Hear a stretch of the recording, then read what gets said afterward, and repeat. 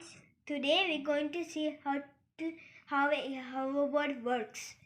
First, I'm going to show you how hoverboard starts and get charges. So if you see, there are two holes here.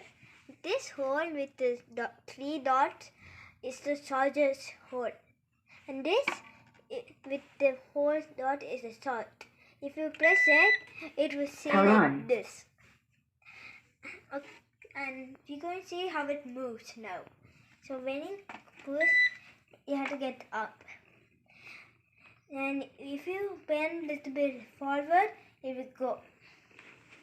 And if you bend a little bit backwards, it will go back. If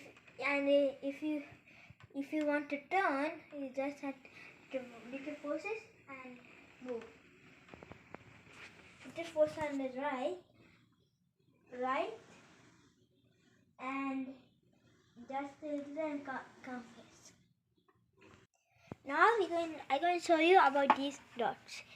See these dots, right? That shows how many batteries are in the hoverboard. And these are state lights. So when you put your foot on the hoverboard, it will come. And if it's blue light, the system is all right. If it comes red, that means something's wrong in the system. That's all for today, friends. I will see you in the next technology video. Bye.